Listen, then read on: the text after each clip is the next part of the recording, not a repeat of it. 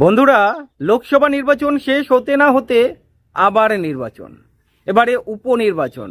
নির্বাচন commission date ঘোষণা করে দিয়েছে, তারিখ দিয়ে দিয়েছে। 10ই জুলাই আবার ভোট হতে চলেছে 4টি কেন্দ্রে পশ্চিমবঙ্গে। সিপিআইএম এর কাছে আবার বড় সুযোগ রয়েছে শূন্য তকমা ঘোচানোর। পারবে কি সিপিআইএম শূন্য তকমা ঘোচাতে? আজকের এই বিষয়ে আলোচনা করব। কোন কোন কেন্দ্রে নির্বাচন হতে চলেছে চলুন আলোচনা করা যাক। দেখুন, যে 4টি কেন্দ্রে নির্বাচন হচ্ছে এর মধ্যে 3টি কেন্দ্রতেই বিজেপি কিন্তু এগিয়ে ছিল 2021-এ। রানাঘাট দক্ষিণ, রায়গঞ্জ এবং বাগদা, এই 3টে বিধানসভা কেন্দ্রে কিন্তু বিজেপি এগিয়েছিল এবং তৃণমূল শুধু এগিয়েছিল মানিকতলা বিধানসভা কেন্দ্রে। এবারে কি হবে? এই মানিকতলা বিধানসভা কেন্দ্র কার দখলে যাবে? বাম একা লড়বে নাকি বাম জোট করে লড়বে? বাম কার সঙ্গে জোট করবে? আইএসএফ এর সঙ্গে, কংগ্রেসের সঙ্গে, নাকি ত্রিমুখী জোট দেখবেন, নাকি শুধু বামফ্রন্ট একা লড়বে? অনেক প্রশ্ন ঘোরাফেরা করছে। কিন্তু যে 4টি বিধানসভা কেন্দ্রে নির্বাচন হচ্ছে, এই 4টি বিধানসভা কেন্দ্রের মধ্যে একটা বিধানসভা কেন্দ্র এমন রয়েছে যেখানে বামেরা ঘুরে দাঁড়াতে পারে, সেটা হচ্ছে রায়গঞ্জ বিধানসভা কেন্দ্র। আপনারা জানেন বাম কংগ্রেস একসঙ্গে লড়েছিল, হতে পারে ভিক্টর হেরে গিয়েছিল, কিন্তু বাম কংগ্রেস যদি এবারে দানা বাঁধে, মানে জোট বাঁধে, হতেই পারে মিরাকেল একটা, যেখানে এই রায়গঞ্জ বিধানসভা কেন্দ্রটি বাম বা কংগ্রেসের দখলে আসতে পারে। তবু এখনও জানা যায়নি বামেরা প্রার্থী দেবে কি কংগ্রেস প্রার্থী দেবে, বাম একা লড়বে কি কংগ্রেস একা লড়বে। বাম বা কংগ্রেস যদি একা লড়ে তাহলে কিন্তু লড়াইটা বিজেপি তৃণমূলের সঙ্গেই হবে। যদি বাম কংগ্রেস একসঙ্গে মিলে লড়ে তাহলে এই বিধানসভা কেন্দ্রে ত্রিমুখী লড়াই আপনারা দেখতে পারেন এবং হতেও পারে বামেরা শূন্য তকমা ঘোচাতে পারে। তবে বাম কংগ্রেস যদি একসঙ্গে লড়ে এবং বামেদের প্রার্থী এখানে থাকে তাহলে এটা সম্ভব দেখা যাচ্ছে। কিন্তু বাদবাকি যে কটি কেন্দ্র রয়েছে, বাগদা একটা সময় কংগ্রেস এবং সিপিআইএম এর রাজত্ব ছিল, তারপরে বিজেপি দখল করেছে। 2021-এ বাগদা থেকে কিন্তু বিজেপি জিতেছিল। তারপরে আপনারা জানেন অভিজিৎ দাস বিজেপি ছেড়ে তৃণমূলে জয়েন করে।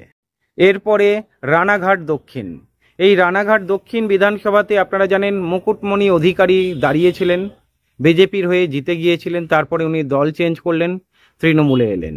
কিন্তু এই বিধানসভাটা কিন্তু 2021-এ বিজেপির দখলেই ছিল।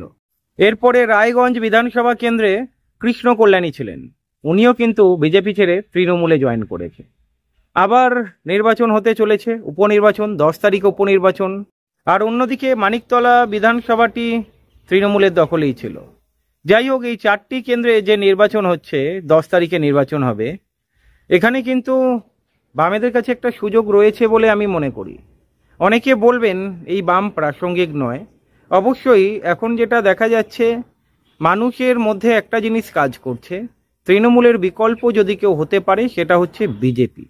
আর অন্যদিকে যদি আপনারা দেখেন, বিজেপি এবং সিপিআইএম এর ভোট পার্সেন্টেজ ফারাক প্রায় 50%। যেখানে বিজেপি যদি কোনো একটা কেন্দ্র থেকে 70,000 পায়, সেখানে দেখবেন সিপিআইএম পাচ্ছে 35,000, 38,000। তার মানে বোঝা যায় সিপিআইএমকে আরও খাটতে হবে যদি তৃণমূলের বিকল্প হতে হয়। দেখার বিষয় এই যে 4টি বিধানসভায় আবার নির্বাচন হবে, এখানে কোন দল জেতে। 4টি বিধানসভা কেন্দ্রই কি তৃণমূল দখল করে নেবে? কারণ তৃণমূল এখন যেভাবে ঝাঁপিয়ে পড়েছে, আর লোকসভা নির্বাচনে আমরা দেখলাম 29টা আসন তৃণমূল দখল করেছে। তবে লোকসভা এবং বিধানসভা দুটোই সম্পূর্ণ আলাদা। বিধানসভা নির্বাচন মূলত সরকার হটানোর নির্বাচন। পশ্চিমবঙ্গে তৃণমূল সরকার থাকবে কি থাকবে না, সেই নিরিখে যদি দেখা যায় এই লড়াইটা কিন্তু একটি তাৎপর্যপূর্ণ লড়াই। এই লড়াইয়ে কোন দল এগিয়ে থাকে সেটাই দেখার বিষয়। তবে আমি মনে করি সিপিআইএম এর কাছে একটা চ্যালেঞ্জ রয়েছে। এটা 10 তারিখে যেই উপনির্বাচন হতে চলেছে, এই উপনির্বাচনে কেমন ফল করে। যদি বামেরা চায় শূন্য তকমা ঘোচাতে হবে তাহলে ভালো ফল করতে হবে। দেখার অপেক্ষায় রইলাম 10 তারিখে যে নির্বাচন হতে চলেছে 4টি কেন্দ্রে। বামেরা আশা করব 4টি কেন্দ্রেই প্রার্থী দেবে। জোট করে প্রার্থী দেয় কি একাই লড়ে সেটাই দেখার বিষয়। আশা করব বামেরা শূন্য তকমা কাটিয়ে উঠতে পারবে। আপনাদের কি মনে হয় কমেন্ট করে জানাবেন। ভালো থাকবেন।